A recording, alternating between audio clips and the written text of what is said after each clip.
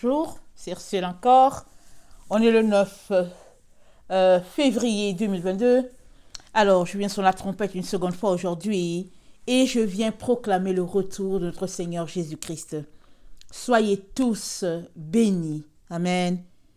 Et que nos efforts de sanctification aboutissent, n'est-ce pas? Très, très important. Parce qu'on peut se mettre à cette œuvre de sanctification et finalement on n'arrive pas, on démissionne. Mais Jésus-Christ a dit quoi? Il a dit c'est lui qui vaincra. C'est au vainqueur que Jésus-Christ va donner la bénédiction. Alors, voilà, on doit être des vainqueurs. Amen. Alors, une histoire est tenue pour vraie sur la base de deux témoins. C'est ça que la Bible dit. Alors, je viens parler de cela. Alors, deux témoins pour toute l'humanité. Une histoire est vraie sur la base de deux témoins. On va regarder Deutéronome 19, le verset 15. On va regarder ce que le Seigneur dit. Amen. Parce qu'on est vraiment dans les temps où il faut regarder, il faut scruter les Écritures. La Bible nous dit que les chrétiens de Béret scrutaient les Écritures pour savoir si ce que Paul leur disait c'était vrai ou pas. Parce que Paul, il a été formé à l'école de Gamaliel. Et il était pharisien. Et puis, il est né outre-mer, comme on dit. Et il était citoyen romain. Et voilà, il allait de... Attendez, je ne sais pas s'il est né outre-mer ou bien s'il était citoyen romain parce que les Romains avaient pris possession de la Judée. Ok? Excusez-moi, je ne sais pas si c'est l'un ou l'autre. Anyway, Paul était romain. Et puis voilà, il vient leur parler d'une nouvelle religion, si on peut le dire ainsi. Et il leur disait que Jésus-Christ de Nazareth, c'est celui-là qui a été promis. C'est le Messie qui doit venir, celui-là qui a été promis par le Père. Et il l'écoutait, mais surtout, il passait le temps à scruter les Écritures, à faire les croisements pour savoir si c'est ça ou pas.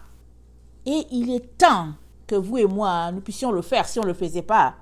Et si on le faisait, on doit encore le faire davantage. Parce que la Bible nous dit que on est dans les temps où les ténèbres couvrent la terre. Mais la gloire de Dieu se lève sur tous ceux-là qui cherchent la lumière. Et tous ceux-là qui cherchent la lumière, c'est ceux qui sont attachés à Israël. Parce que Dieu dit quoi?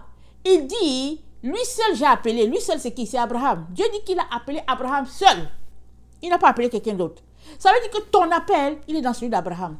Peu importe, l'appel de Paul, c'est dans celui d'Abraham. L'appel, celui de Moïse, Abraham. Il dit, c'est lui seul que j'ai appelé. Alors, ça veut dire que nous sommes fils d'Abraham par la foi. Parce qu'Abraham, Dieu a aimé sa foi. Et il a fait de nous fils d'Abraham par la foi.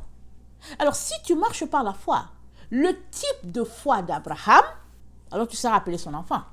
C'est pas parce que tu dis que tu es chrétien, ou que tu as été baptisé, ou que, bon, tu as des dons. Non, non, non. Tu es fils d'Abraham par le type de foi que tu exerces, le type de foi d'Abraham. Amen. Ça, c'est très important. Alors, les gens qui ont le type de foi d'Abraham, Abraham, il a marché par la foi et cela lui a été imputé à justice parce que dans ce temps, Jésus n'était pas encore venu. Alors, on comprend que toi et moi aussi, ils sont appelés à marcher par ce même type de foi-là. Ce type de foi-là, il scrute les Écritures. Si tu entends quelque chose, au lieu de dire tout ceci c'est faux, vas-y regarder les Écritures, prends le temps devant Dieu, prends le temps de jeûner. Jésus-Christ a dit quoi? Il a dit, quand l'époux est là, est-ce que les disciples, les serviteurs de l'époux vont-ils jeûner? Les amis de l'époux vont-ils jeûner? Il a dit non, ils ne vont pas jeûner. Mais quand l'époux leur sera enlevé, alors ils jeûneront. Il y a des gens sur cette terre qui sont chrétiens, ça fait 20 ans, 30 ans, ils n'ont jamais jeûné. Jamais. Jamais. Bon, je ne parle pas de ceux-là qui ont des problèmes dans leur santé, qui peut-être font des jeûnes de 4 heures, des jeûnes de 6 heures et tout. Mais je dis, c'est grave si toi, tu dis que tu marches avec le Seigneur, ça fait 10 ans, ça fait 20 ans, tu n'as pas été capable de sacrifier une journée à ton Seigneur de 24 heures ou bien... Non, il y a quelque chose qui ne va pas. Le jeûne fait partie des exercices spirituels que nous devons avoir. C'est des ABC, c'est des éléments que nous pratiquons comme preuve de notre amour pour le Seigneur. Et puis même souvent, hein, c'est juste qu'on veut juste reposer le corps pour lui donner de repartir. Et souvent, quand on sort d'un jeûne, on est quinqué, on est redynamisé. Pourquoi? Parce que Dieu prend plaisir au jeûne. Il voit que tu l'aimes tellement que tu mets de côté la nourriture. Et il vient dans ce temps-là, alors que tu fais le sacrifice de ta propre personne, il s'amène là. Alors, on n'est pas dans le temps de jouer. Non. Qu'est-ce qui s'est passé avec les vierges folles? On ne sait pas. On ne sait pas exactement l'élément qui a fait qu'elles n'ont pas, elles n'ont pas fait les réserves d'huile. On ne sait pas exactement. Mais toujours est-il qu'elles l'ont regretté. Parce qu'au moment où elles sont levées pour dire, ok, enfin, on va faire nos réserves, l'époux était venu. Et tout nous a montré qu'il était trop tard. Hélas. Il y a un pays là en Afrique, on dit, hélas, on dit, comment on dit ça? Ils disent quoi? J'ai oublié, on dit quelque chose n'a pas de queue. On dit, si je savais, voilà, il dit, si je savais n'a pas de queue. Ça veut dire que tu ne peux pas attraper si je savais. Il y a trop tard. Alors, il est donc très très important que pendant que il n'est pas encore venu, qu'on puisse régler les choses qui sont à régler. Si tu entends quelque chose, qu'est-ce que Dieu dit? Vas-tu t'asseoir pour dire, l'autre te dit, oh non, c'est pas vrai. L'autre te dit, oh non, c'est faux. Et non. Souvent là, Dieu permet que la situation soit comme ça, que tu sois dans la confusion. Et tu prends le temps pour jeûner, il débloque tout. Il est très important qu'on puisse jeûner et qu'on apprenne à nos enfants aussi à jeûner. Amen, très très important. Parce que le temps vient où on n'aura plus besoin de se priver, n'est-ce pas? Parce qu'on sera dans la présence de l'époux. Mais alors que nous l'attendons, on doit lui montrer notre mortification pour lui dire que vraiment, on t'aime. Quand tu vas venir là, s'il te plaît, ne nous laisse pas. Prends-nous dans ta gloire. Et ça, l'amour s'exprime de manière pratico-pratique. L'amour s'exprime en temps. L'amour s'exprime en sacrifice. Et Jésus-Christ a dit, écoutez, le sacrifice que j'ai besoin de vous, ce n'est pas les bœufs, ce n'est pas vos offrandes. Non. Il dit le sacrifice, un cœur brisé et contrit. Il dit, c'est ça, moi je ne dédaigne pas ça. C'est ça que Dieu nous dit. Alors, sur la base de 2 témoins, une histoire est tenue vraie. Deutéronome 19, le verset 15.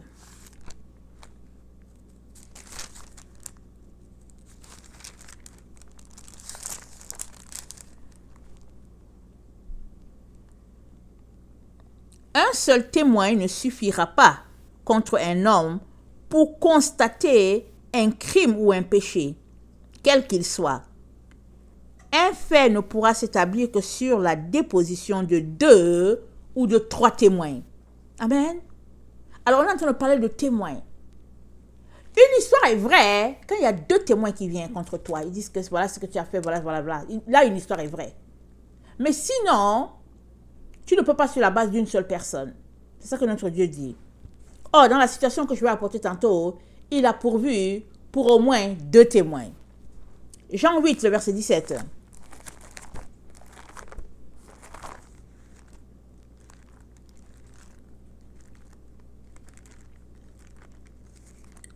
Excusez-moi. Jean 8. Le verset 17, ça dit ceci.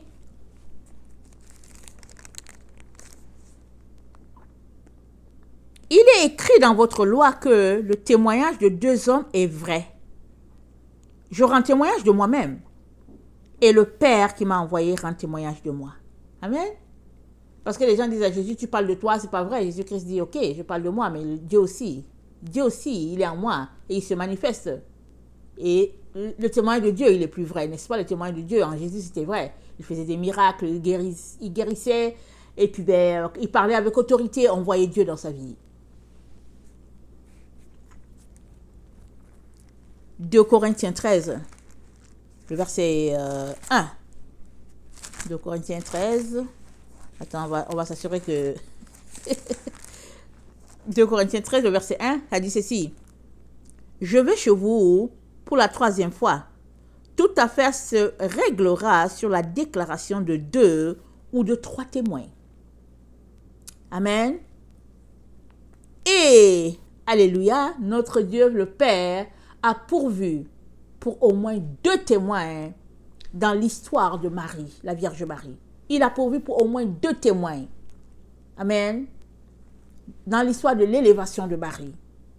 La reconnaissance envers celle-là, amen, qui a été choisie et qui a porté le Sauveur du monde. Sur la base de 2 témoins.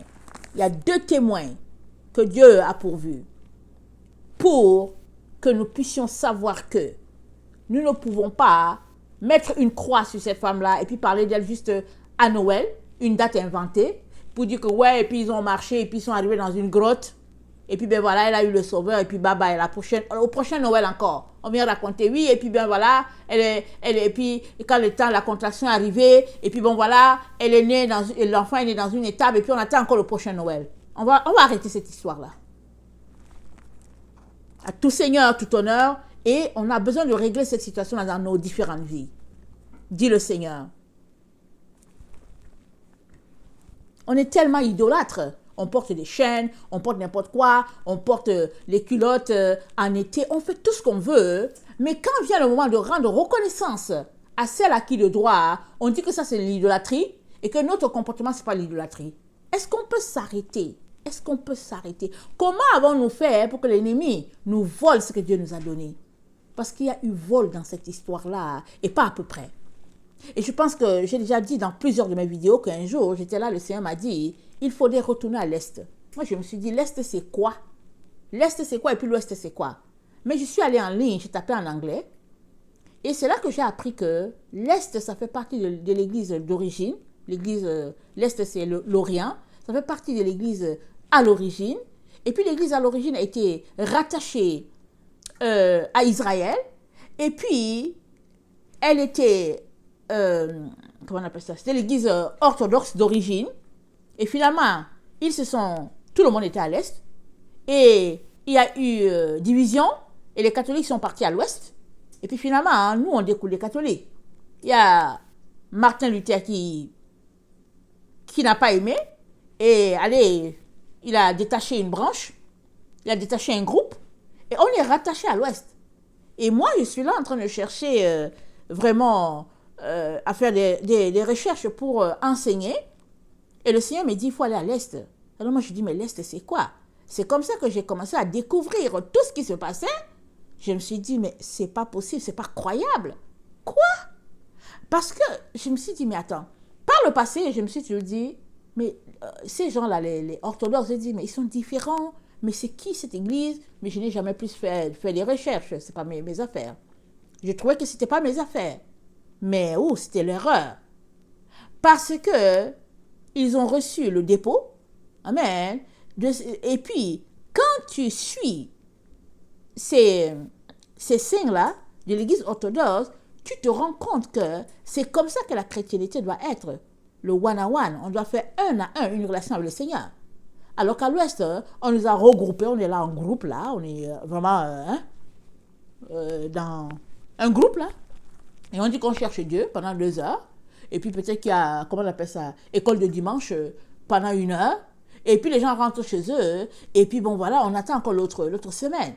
Mais il n'y a pas meilleure façon de voler la lumière à une personne que de se comporter comme ça. Parce que les gens ne savent pas que il faut qu'ils aient une relation de 1 à 1 avec Dieu. Les gens ne sont pas informés là-dessus. Pas du tout. Alors, ils grandissent comme ça. Et puis finalement... l'apostasie, comment on appelle ça là? La légèreté, c'est terrible. Et les gens, ils vont dimanche après dimanche à l'église, ils se disent qu'ils seront sauvés, alors que dans le fond, la base, ils ne l'ont pas. Parce que la base, c'est la doctrine. La doctrine, c'est dans la Bible, mais qui va décortiquer ça pour qu'on comprenne, pour qu'on sache c'est quoi?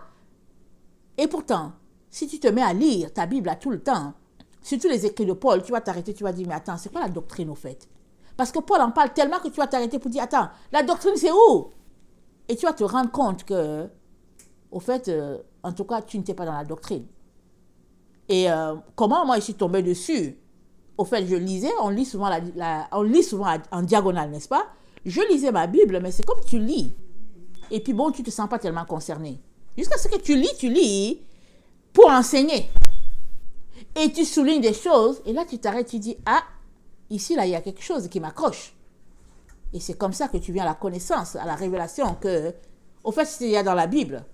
Mais si tu ne le sais pas, c'est que tu ne t'es pas donné du temps pour fouiller, pour savoir qu'est-ce que Dieu est en train de dire. Alors, attendez. Doctrine de Christ, ce n'est pas la doctrine d'une dénomination quelconque. Ce n'est pas une doctrine établie par les hommes. C'est la doctrine qui vient de notre Dieu. Et Jésus-Christ est venu, il l'a établi. Et quand on lit Éphésiens, il nous situe juste la base de ce que c'est. Il nous dit que dans Éphésiens 2, il est dit que vous avez été édifiés sur le fondement des apôtres et des prophètes, Jésus-Christ lui-même étant la pierre angulaire. En lui, tout l'édifice bien coordonné s'élève pour être un temple saint dans le Seigneur. On a été édifiés là, le fondement des apôtres et des prophètes. Maintenant, il faut aller pour savoir qu'est-ce qui est dit là-bas. Mais au moins, on a quelque chose qui est sûr. C'est les apôtres et les prophètes. C'est là, c'est par eux que nous avons été édifiés. C'est eux qui ont mis la base. Et quand on parle de prophète, on parle de prophète depuis l'Ancien Testament. C'est pourquoi notre Dieu nous dit de retourner à la loi de Moïse. C'est pourquoi, dans Apocalypse 15, ça parle de Moïse. Ça dit qu'il chantait le cantique de l'agneau et de Moïse. On ne peut pas exclure certaines choses. Alors, dans 1 Corinthiens 3, c'est dit, le verset 11, car personne ne peut poser un autre fondement que celui qui a été posé, savoir Jésus-Christ. On ne peut pas poser un autre fondement que Jésus-Christ. Mais qui dit Jésus-Christ là? Il dit tout le bagage de Jésus. Un autre fondement, ça ne peut pas être en dehors de ce que Jésus-Christ a apporté. Maintenant, tu peux dire que, oui, mais on ne voit pas dans la Bible tous, comment on appelle ça? On ne voit pas dans la Bible les liens avec la Vierge Marie ou quelque chose de ce genre. Et puis, on peut facilement attribuer l'histoire de la Vierge Marie à une histoire de catholicisme, mais malheureusement, ce n'est pas ça. Alors, pour trouver la base, souvent, si on veut que nos yeux sachent c'est quoi, allez-y, regardez un peu ce qui se passe à l'église orthodoxe. Je ne dis pas que l'église orthodoxe est l'église d'origine établie par l'apôtre Jean, je ne dis pas ça, mais Jean fait partie des témoins. Parce que Dieu a pourvu pour 2 témoins dans l'histoire de Marie, de la Vierge Marie. Il y a 2 témoins. On va les regarder, les 2 témoins. Alors, l'apôtre Jean, amen, est un témoin. Vraiment, tout le monde sait, il est un témoin dans cette histoire-là. Parce que à la croix, on lui a remis la mère. Jésus-Christ a dit, voilà, c'est ta mère. Il a dit à la mère, voilà, c'est ton fils. Ça, on sait, tout le monde connaît cette histoire. Et on sait aussi que il a été évêque à Constantinople ou bien à Istanbul, en tout cas dans cette partie-là de la Turquie. Il a été évêque là-bas et il a formé, son nom c'est, en tout cas, Apo quelque chose, il a formé quelqu'un et il l'a laissé là. Et puis, c'est sûr qu'il y a eu des guerres, il y a eu ceci, il y a eu cela, mais l'église orthodoxe, en tout cas, c'est l'église telle qu'elle est là, c'est l'église qui nous rapproche le plus de ce qui a été établi par les apôtres, les premiers. Les anciens, comme on les appelle. Alors, on ne peut pas dire que là où on est, bon, je suis à Québec, alors je ne suis pas en train de dire je vais chercher une église orthodoxe à tout prix. Ce n'est pas ça que Dieu nous demande. Mais, on a la Bible et on est capable de retourner à l'origine pour aller faire nos recherches et savoir qu'est-ce qui a été dit et qu'est-ce qui n'a pas été dit. Qu'est-ce qui est truqué et qu'est-ce qui n'est pas truqué. Mais si on regarde juste la vie des saints de l'église orthodoxe, on est tout simplement renversé. On s'est dit, ça n'a pas d'allure. On se compare à eux, quoiqu'on sait qu'on ne doit pas se comparer aux hommes, on doit se comparer à Jésus. Mais quand on se compare à eux, on se dit, mais comment se fait-il qu'il y a un groupe qui est éduqué à un niveau de sainteté, Alors que les autres, ils sont tout simplement éduqués à une vie lascive. Ça n'a pas de sens. On nous éduque à nous habiller comme on veut, on fait tout ce qu'on veut, et puis bon, alléluia, c'est pas grave. On a jeté toutes les balises. C'est balancé de nos églises là, il n'y a pas de balises. Hein. On balance. Non, Jésus-Christ nous a libérés, alléluia, on sautille par-ci et tout. Tout a été sauté. Toutes les balises sont sautées et puis on dit, bon, on est sauvé par grâce. Là aussi, il faut qu'on vienne là-dessus. Parce que oui, on est sauvé, mais la grâce seulement, est-ce qu'on va entrer juste avec la grâce? Non, si on regarde les Écritures, la seule grâce là, tu ne vas pas entrer avec. Pourquoi? Parce que l'apôtre Jacques a dit il a dit, si tu as la grâce de Dieu, on doit le voir par tes œuvres. Alléluia. Si la grâce de Dieu est manifestée dans ta vie, on le voit par tes œuvres. Ça veut dire quoi? Ce n'est pas juste les œuvres que tu donnes aux pauvres et tout. Non, ça veut dire on le voit par ta vie. Et tes œuvres devraient vraiment être l'élément qui frappe parce que tu es sauvé. Alors, pourquoi vas-tu t'attacher au matériel? Tu ne peux pas t'attacher au matériel. Puisque tu es sauvé, tu exprimes tout simplement ta reconnaissance, ton amour en te débarrassant du matériel. Parce que ce qui est important, c'est l'esprit. Et en te débarrassant du matériel, tu t'en vas chercher les autres pour les amener à Christ. Alors, il y a beaucoup de subtilités qui se sont glissées dans la doctrine de Christ, de telle sorte que on nous a égarés. Et on est là, on s'est dit, bon, ok, oui, on suit le Seigneur, on aime le Seigneur, on a donné notre vie, on a été baptisé, on a fait ceci, et puis bon, alléluia, Jésus revient. Mais où est la base? La base, elle est où? Mais si on retourne à l'église orthodoxe, par exemple, qu'on essaie juste de... Parce qu'Internet, il est pour tout le monde. Hein. Le jour qu'on sera devant Dieu, il n'y a personne qui va venir dire que, ouais, ben, je n'avais pas l'enseignement. Tu as Internet. Ton travail, c'est de faire des recherches. Alors, si tu n'as pas tout ce que tu veux, alors prends Internet, vas-y, fais tes recherches. Tu sais lire. Tu as appris tes ABC, vas-y lire. Tu vas regarder, tu vas voir, tu seras étonné tout simplement. Parce que Dieu a pourvu pour qu'on puisse être nourri.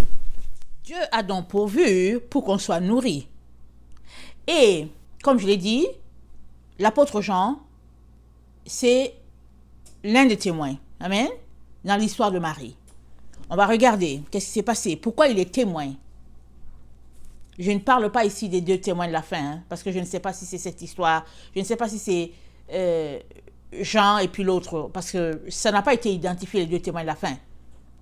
Ici, je parle que sur la base sur la déposition de deux témoins, une histoire est vraie. Amen. Alors, il y a des gens qui disent que oui, c'est pas écrit dans la Bible que on doit avoir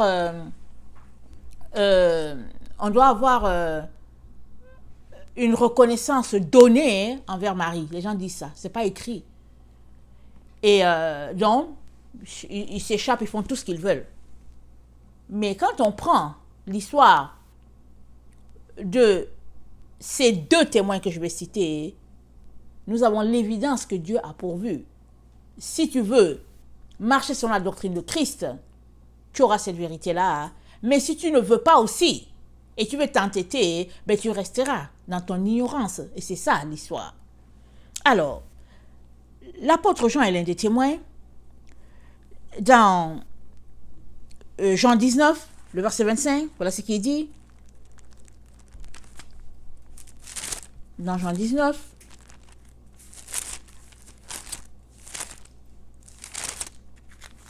le verset 25, Jésus-Christ, il est à la croix, en train d'agoniser. Alors, près de la croix de Jésus se tenait sa mère et la sœur de sa mère, Marie, femme de Clopas, et Marie de Magdala, dont il y avait 3 femmes au pied de notre Seigneur Jésus-Christ.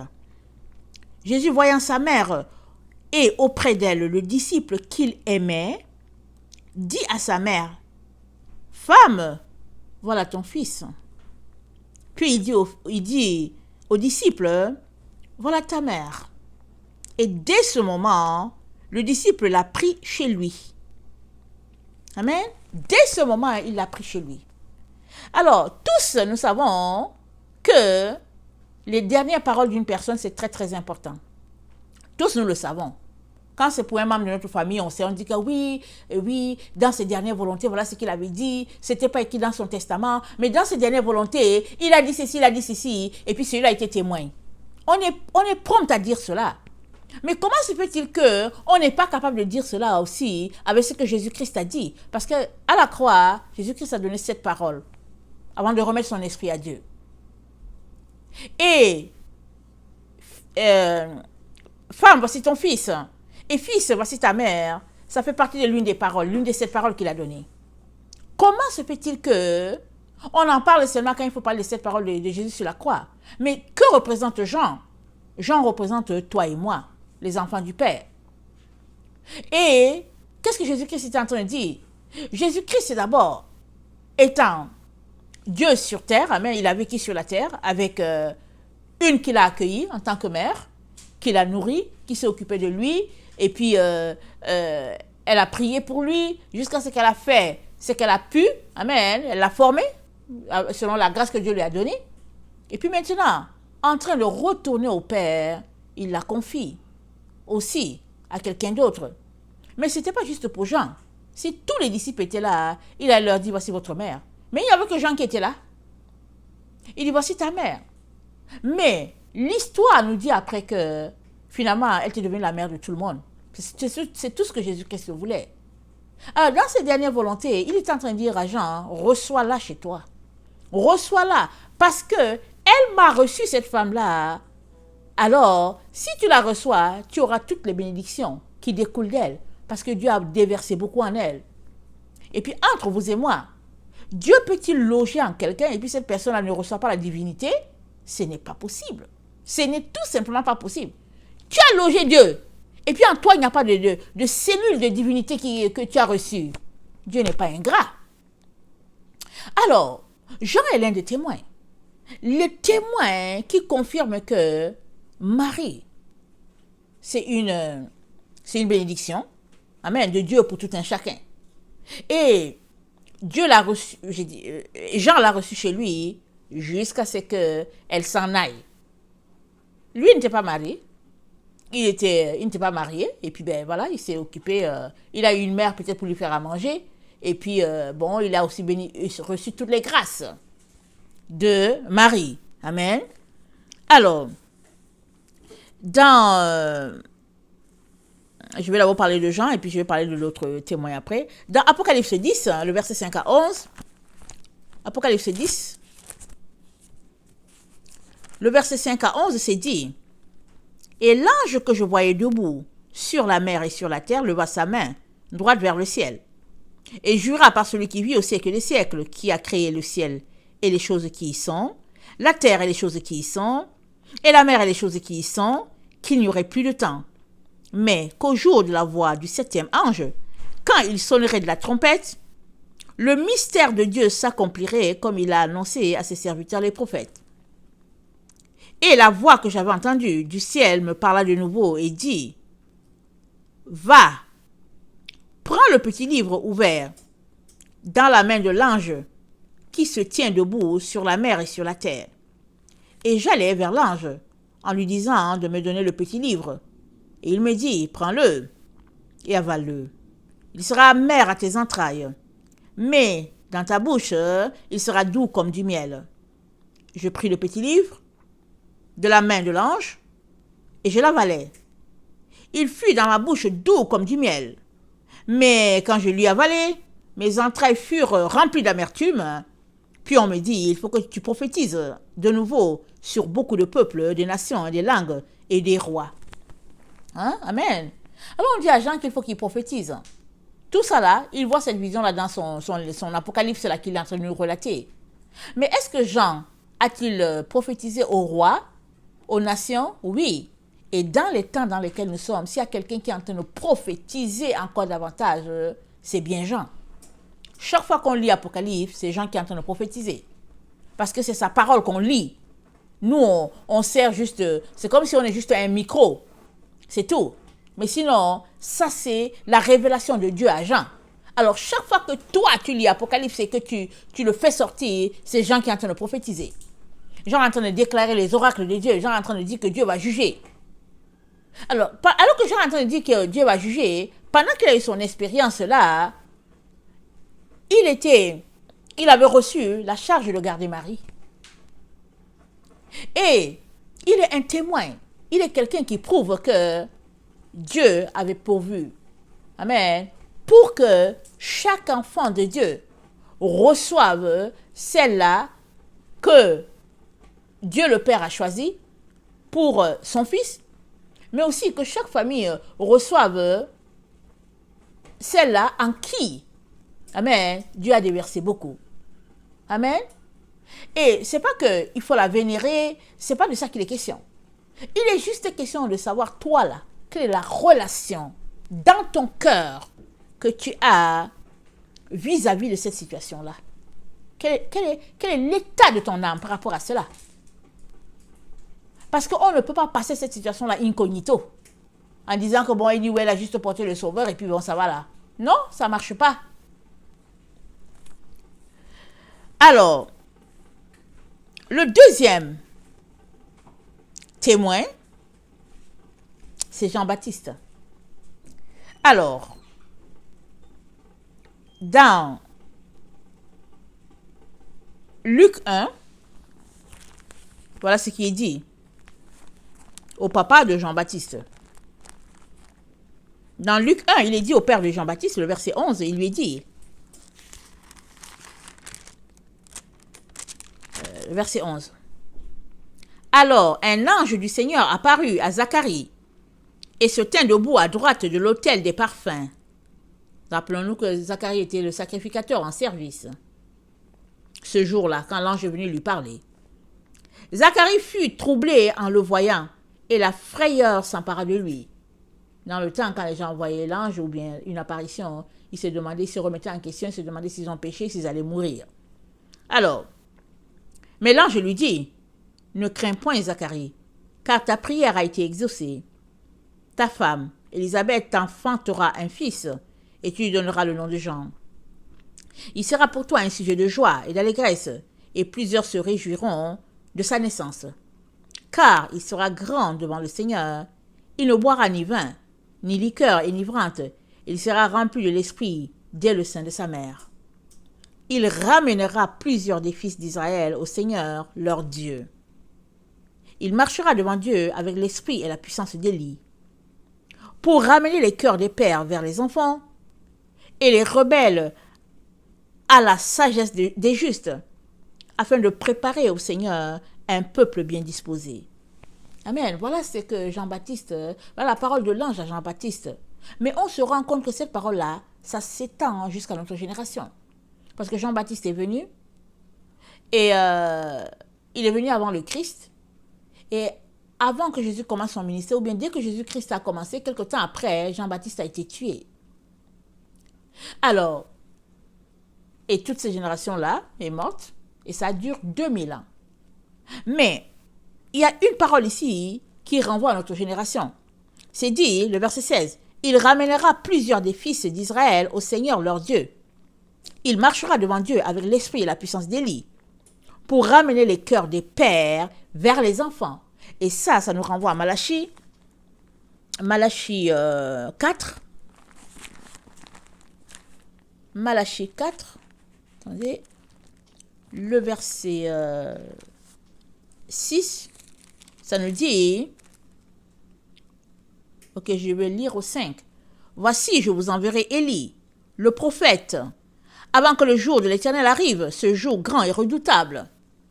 Il ramènera le cœur des pères à leurs enfants et le cœur des enfants à leurs pères, de peur que je ne vienne frapper le pays d'interdit. » Alors, la parole de l'ange à Zacharie s'étend jusqu'à notre génération. Et nous savons que dans le temps encore là où nous sommes, le Seigneur nous dit, il y a le troisième Élie qui va venir. Plusieurs essaient de se limiter au deuxième. Mais non, si tu te limites juste au deuxième Élie, il y a une partie de la Bible que tu n'as pas. Parce que avant que Jésus-Christ vienne, il y a un qui est venu en avant, 6 mois avant. Et lui, il a prophétisé. Amen, on va lire ça tantôt. Mais ici, nous sommes en train nous prenons connaissance de la parole de l'ange au père de Jean-Baptiste. Il dit au père de Jean-Baptiste, c'est que cet enfant-là vient faire. il vient ramener les cœurs des enfants, les cœurs des pères vers les enfants. Attendez, il vient ramener, attendez, il faut que je lise exactement, c'est dit, il marchera devant Dieu avec l'esprit et la puissance d'Élie pour ramener les cœurs des pères vers les enfants et les rebelles à la sagesse des justes. Donc, Élie vient, ou bien Jean-Baptiste, il aura en lui l'esprit d'Élie. Et avec l'esprit d'Élie, il ramènera les cœurs des pères vers les enfants. C'est-à-dire, il va ramener la vérité au centre. Parce que pour ramener les cœurs des pères vers les enfants vers et les enfants vers les pères, tel que c'est dit dans Malachie, il faut que la vérité soit. C'est par la vérité que l'enfant du XXIe siècle connecte à ses pères, ou bien les pères de la foi, du premier siècle, du deuxième, du troisième et tout ça. C'est par eux. Alors, si tu te limites juste à ce que tes yeux voient, tu risques de t'égarer complètement. Alors, on va lire l'autre partie.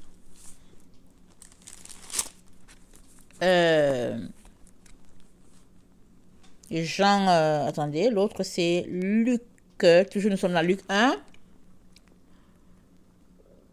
Et l'enfant Jean-Baptiste, voilà ce qu'il est, comment il témoigne de, il est, comment on dit ça, comment il est le deuxième témoin que Dieu a pourvu. Alors Marie dit, ok, non, je ne suis pas au bon endroit. Le verset 39, Luc 1, le verset 39.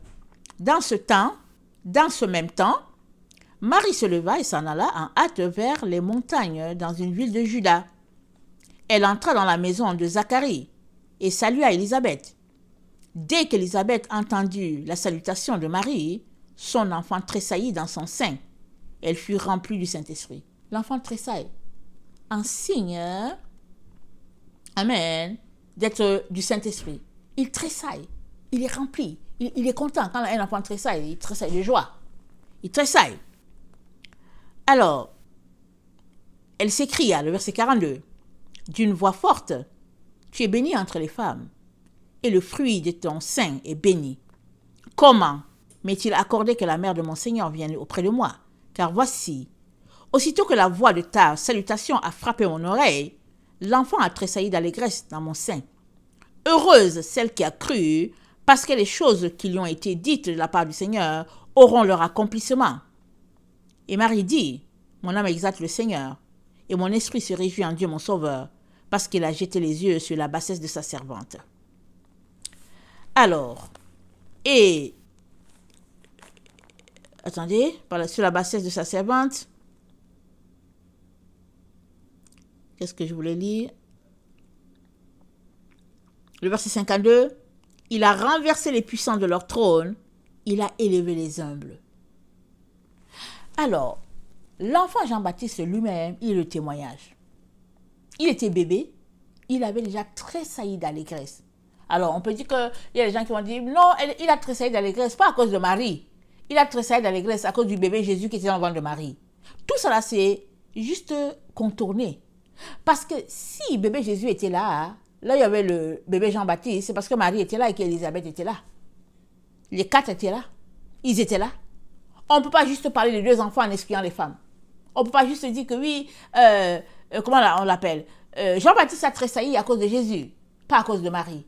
Mais toujours est-il que quand on lit, on voit que Élisabeth a prophétisé, on voit que Marie a élevé un cantique, on voit que Jean-Baptiste a tressailli, et la personne qui n'a pas dit grand-chose, c'est Jésus. Il n'a pas dit grand-chose. Mais il y a 3 personnes qui ont réagi positivement. Alors, donc, les 2 témoins de Marie sont là. Jean-Baptiste et puis l'apôtre Jean. Ils sont là. Et leurs œuvres témoignent du fait que on ne peut pas passer cette situation-là incognito. Maintenant, revenons à ce qui concerne l'Église catholique. Il y a beaucoup de gens qui disent que oui, l'Église catholique, c'est une affaire de l'Église catholique. Malheureusement, ce n'est pas une affaire de l'Église catholique. Parce que moi, je ne connais pas tous les tenants et les aboutissants, hein, mais je sais que l'Église catholique s'est séparée de l'Église orthodoxe. Et ils se sont trouvés un pape. Et là, déjà, c'est pas ça que Dieu avait prévu, mais ils se sont trouvés un pape. Et avec tout ce qui se passe dans l'Église catholique, les gens ont souvent tendance à ramener toutes les choses, ont souvent tendance à ramener les choses vers le pape. Exemple. Mais nous savons, toi et moi, que ce n'est pas vers l'évangéliste qu'on doit ramener les choses, c'est pas vers le pasteur qu'on doit ramener les choses, c'est pas vers le pape qu'on doit ramener les choses, on doit ramener les choses vers Dieu. Chacun sait que il doit entretenir sa relation avec Dieu. Maintenant, il peut arriver des égarements comme il en a dans toutes les églises sur la terre. Alors, il peut arriver que dans l'église catholique, les gens sont juste concentrés à faire des liturgies ou bien des prières vers la Vierge Marie et puis finalement, ils ont laissé de côté Dieu. Moi, je ne sais pas les liturgies, je ne sais pas tout ce qui se passe à l'église catholique. Il se pourrait que ce soit ça. Il se pourrait que les gens qui ont grandi dans l'église catholique, ce soit ça. Mais, c'est pas parce que il y a eu peut-être une erreur qu'on met la croix dessus. Il faut aller chercher où est l'erreur et puis où est la vérité. C'est ça qu'un enfant de Dieu est appelé à faire, en toute chose. Maintenant, allons-y à l'église orthodoxe. L'église orthodoxe qui est comme la base. Je ne dis pas que l'église orthodoxe telle qu'elle est là, c'est l'église exacte, je ne dis pas ça. Mais je veux dire que l'église orthodoxe, c'est celle qui a essayé de garder en place ce qui leur a été enseigné par les apôtres. Alors, retournons là-bas. Dès qu'on regarde la liturgie de l'église orthodoxe, l'enceinte de la liturgie, c'est la Théotokos. La Théotokos, la mère de Dieu. Marie, la mère de Dieu. Alors, il y a des dénominations qui disent, oh non, Marie, c'est la mère du Seigneur Jésus, mais ce n'est pas la mère de Dieu. Tout ça, là, c'est les spéculations. Parce que si Jésus-Christ est Dieu, Marie, c'est la mère de Dieu. Que tu veuilles, que tu ne veuilles pas, que tu passes ici, ça ne change rien. Elle est la mère de Dieu, puisque Jésus-Christ est Dieu. Mais si, à ton avis, Jésus-Christ n'est pas Dieu, alors Marie n'est pas la mère de Dieu. Mais si Dieu a dit que Jésus-Christ, il est Dieu, et que voilà la personne que lui, Dieu a choisie, alors, malheur à toi qui contestes contre ton Créateur, n'est-ce pas? Malheur à toi. C'est ce que Dieu a décidé. Ce n'est pas toi qui vas dire à Dieu comment faire. Maintenant, à cette église-là, de base-là, comme on le prend l'église orthodoxe, quand on va là-bas, les choses sont à peu près, pas à peu près, les choses sont assez claires en ce qui concerne la place de la Vierge Marie. En tout cas, il lui est donné sa place. Maintenant, on ne peut pas tous devenir orthodoxes, puisqu'on ne sait pas, ils sont situés où. Mais on peut prier pour dire, Seigneur, éclaire-moi, parce que je ne veux pas passer à côté d'une vérité, s'il y a vérité. Et Apocalypse, c'est la vérité révélée. Quelqu'un va me dire, oh non, mais pourquoi Dieu n'a pas mentionné exactement que Marie, voilà ce qu'on doit faire avec Marie. Mais tu ne sais pas s'il l'a mentionné ou pas. Comment se fait-il que les premiers chrétiens savaient très bien ce qu'il fallait faire et que nous, aujourd'hui, on ne sait pas quoi faire à propos de ce dossier-là?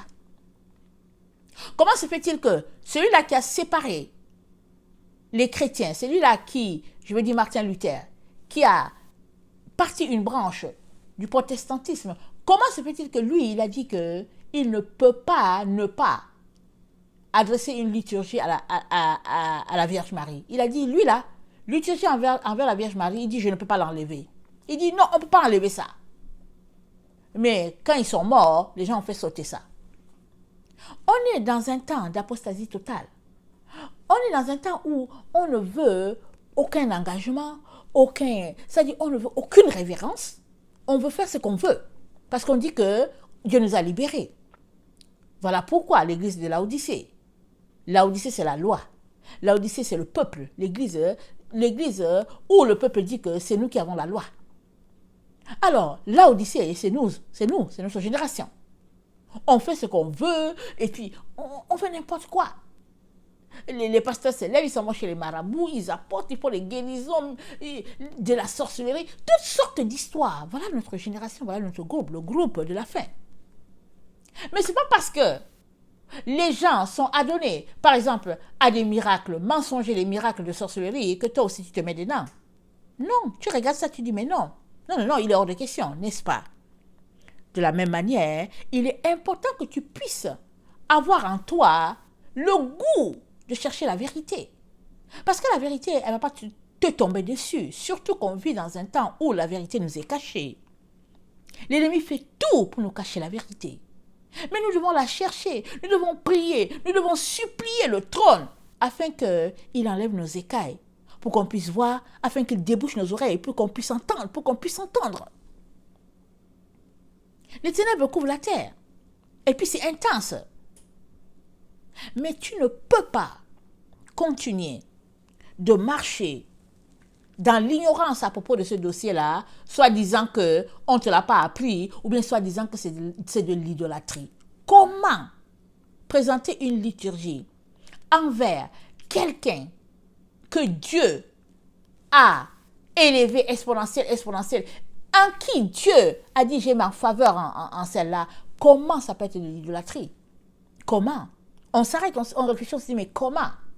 C'est ça l'ignorance, c'est ça la séduction. Quand l'ennemi veut séduire, il prend ce qui est saint, il le présente comme malsain, il prend ce qui est malsain, il le présente comme saint. Mais ici, on a deux témoins. On a Jean-Baptiste, déjà dans le sein maternel, et on a l'apôtre Jean, qui a témoigné et qui témoignera encore de la présence de cette femme-là dans sa vie. Et lui, il est la preuve que tout un chacun, nous devons recevoir la mère du Sauveur dans nos vies. Nous devons la recevoir. Parce que quand on entend souvent les gens, en tout cas moi j'ai entendu de ces propos que je me dis, oh Jésus, aie pitié de la personne. Jésus pardonne à la personne. Alors, si Dieu te dit, dans sa parole il a dit, celui qui reçoit un prophète en qualité de prophète aura une récompense de prophète. C'est ça qu'il dit. Celui qui reçoit une mère en qualité de mère recevra une récompense de mère. Alors, l'apôtre Jean, il l'a reçu en tant que sa mère. C'est pas elle qui a accouché Jean, mais il l'a reçu. Et spirituellement, on est appelé à recevoir cette femme-là. Pourquoi?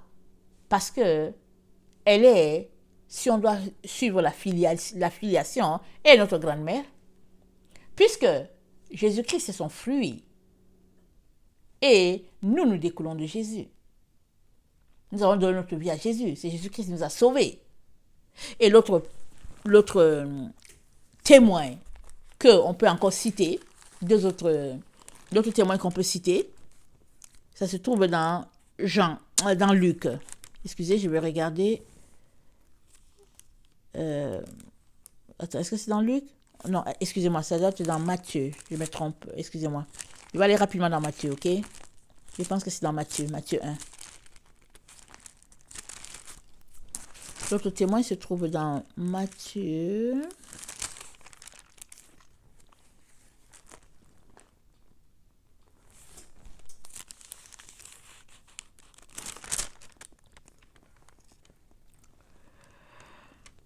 Voilà.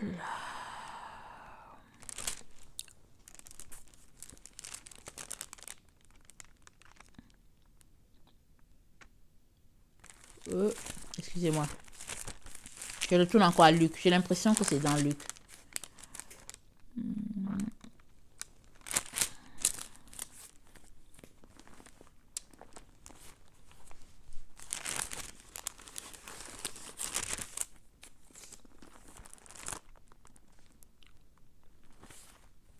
Ah oui, c'était dans Luc.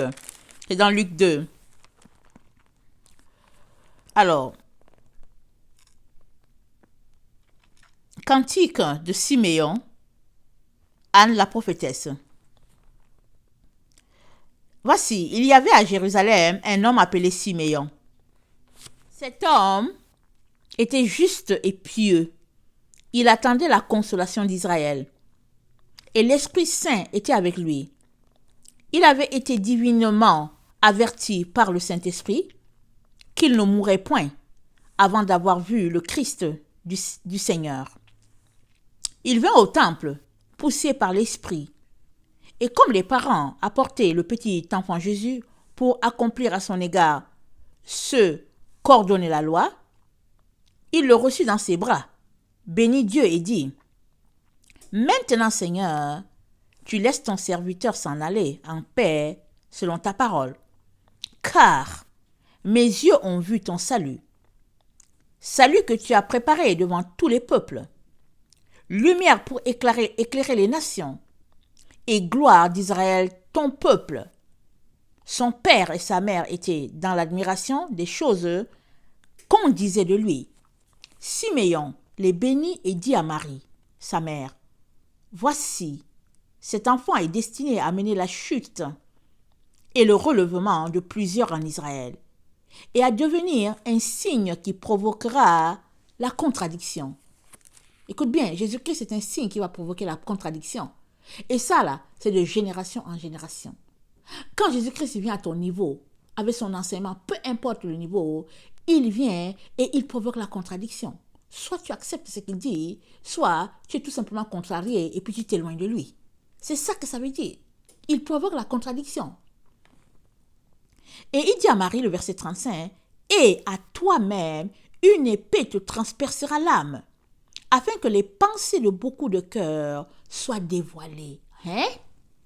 Une épée va transpercer l'âme. Il dit, à toi-même, une épée te transpercera l'âme, afin que les pensées de beaucoup de cœurs soient dévoilées. L'épée va transpercer l'âme de Marie. Et on sait que oui, là à la croix, elle a reçu le choc de sa vie. Mais pourquoi c'est arrivé? Pour que les pensées de beaucoup de cœurs soient dévoilées. Oui, tu peux dire que oui, les pensées des cœurs seront dévoilées par rapport à Jésus, pas par rapport à Marie. Mais va consulter Dieu, il va te parler. Il va te parler. Voici, c'est écrit ici. Il va te parler. Afin que les pensées de beaucoup de cœurs soient dévoilées. C'est ça. L'âme de Marie, une épée va lui transmettre son âme. Et la femme est partie, elle a vécu son temps, elle est partie. Mais jusqu'aujourd'hui, il y a des gens qui trouvent l'audace de l'insulter. Moi, je m'arrête, je me dis, mais Seigneur, c'est quoi? Qu'est-ce qui se passe sur cette terre? Elle a vécu, elle a fini sa course.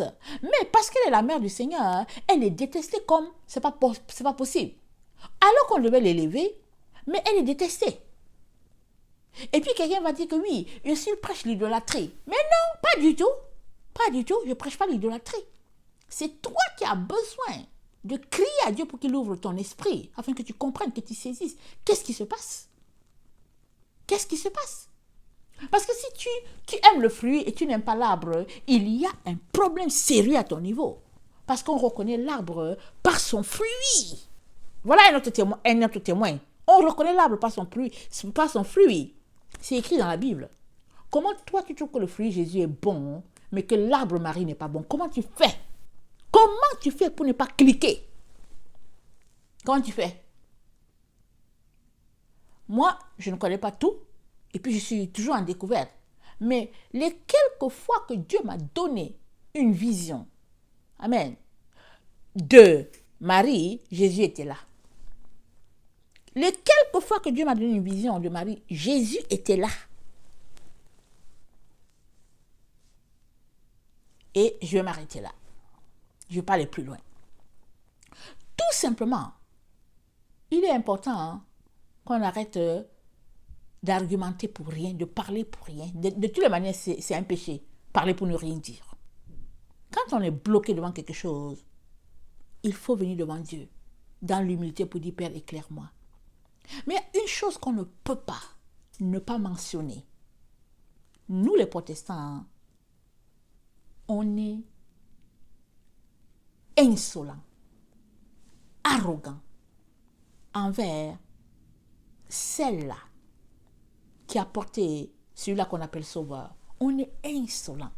Ce qui sort de la bouche des protestants par rapport à cette femme, ce n'est pas possible que le Dieu de justice n'intervienne pas. Ce n'est pas possible.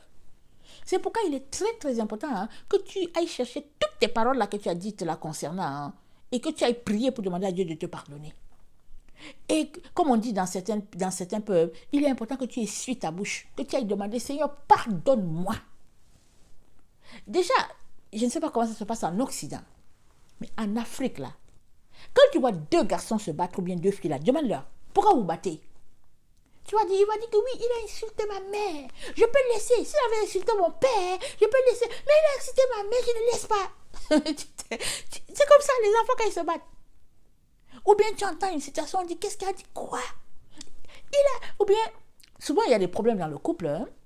Alors, la situation est tellement grave, et puis on dit, qu'est-ce qui se passe? Le mari dit que non, elle a insulté ma mère, et puis alors, je l'ai frappée. Et puis, je ne dis pas que c'est correct, hein, ce qui se passe, mais c'est pour vous dire combien les personnes sont censées, ils savent qu'il y a des choses qui ne se font pas.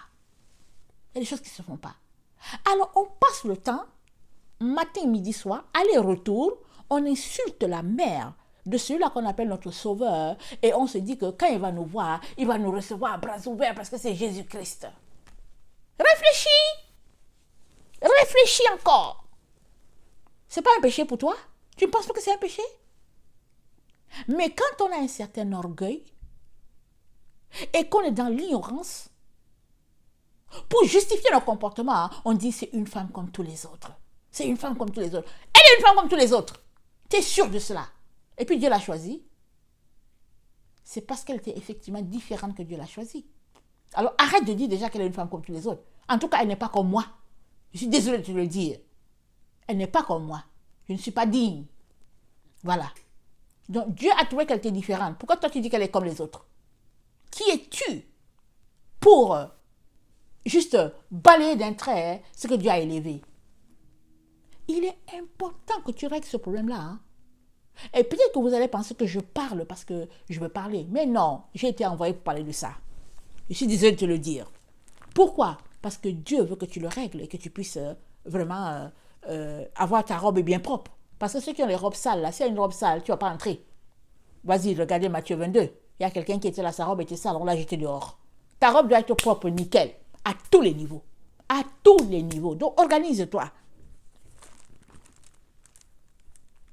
Il y en a qui viennent qui disent que ouais, je pratiquais l'idolâtrie avec Marie et tout ça. Mais évidemment que si tu prends une statue, tu mets ça là, tu dis oh Marie, Marie, tu t'en vas, tu pêches, tu fais tous les bêtises, tu reviens. Oh Marie, Marie. Évidemment, Dieu va te dire, sors de là. Dieu va te dire, ne touche pas à la statue là. Dieu va te dire, non, laisse ça. Parce que c'est grave, parce que si le feu descend du ciel, ça va te brûler toi. C'est pas la statue que ça va brûler, ça va te brûler toi, parce que tu es tellement dans le péché. Parce que c'est la moquerie. Tu viens, tu dis que ouais, oui, tu as une dévotion envers la Vierge Marie, et puis tu viens juste pour satisfaire ta chair. Mais c'est grave, parce que cette femme-là, elle s'est comportée de manière à ne pas pécher. Elle a marché dans la sainteté. Et Dieu a vu cela. Alors comment toi, tu peux venir comparer ton comportement de saleté avec cette femme-là? Et puis l'autre élément, pourquoi Dieu va te dire de jeter ta statue? Parce que Dieu nous a dit de ne pas avoir des statuettes. Tu as juste besoin de venir devant Dieu, c'est tout. Alors, avant de regarder pour dire que oui, il y a tel témoignage, on a dit que oui, Marie a fait comme si Marie a fait cela. Hein. En tout cas, réfléchis. Hein. Réfléchis avant de dire des histoires. Va demander à Dieu pourquoi il t'a dit de jeter tes statuettes. Va regarder ton livre de Lévitique, de Deutéronome. Tu verras pourquoi on t'a dit de jeter tout ça. Que d'associer ta vie de pécheur, pécheresse à la Vierge Marie. Alors,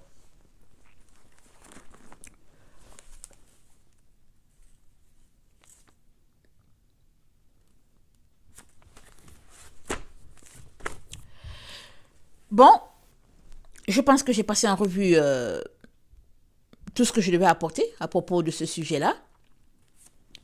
Et je vais terminer en lisant Apocalypse 22.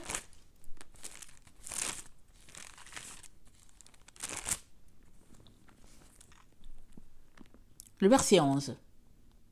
Que celui qui est injuste soit encore injuste. Que celui qui est souillé se souille encore. Et que le juste pratique encore la justice. Et que celui qui est saint se sanctifie encore. Voici, je viens bientôt, et ma rétribution est avec moi pour rendre à chacun selon ce qu'est son œuvre. Je suis l'alpha et l'oméga, le premier et le dernier, le commencement et la fin. Heureux ceux qui lavent leur robe afin d'avoir droit à l'arbre de vie. et d'entrer par les portes dans la ville. Dehors, les chiens, les enchanteurs, les impudiques, les meurtriers, les idolâtres et quiconque aime et pratique le mensonge. Avoir une liturgie envers Marie, ce n'est pas de l'idolâtrie. Ce n'est pas du tout de l'idolâtrie. Idolâtrie, c'est ce que tu fais à côté. Tu n'as pas vu toutes tes idolâtries?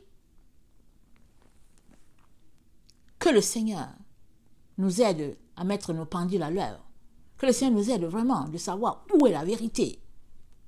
Que vraiment de nous éclater dans toutes sortes d'erreurs. Et surtout de ne pas voir nos erreurs et de penser qu'on est dans la vérité. C'est ça qui est grave. Que le Seigneur bénisse sa parole. Je vous aime beaucoup et Dieu davantage. Maranatha, Jésus revient. Amen et Amen.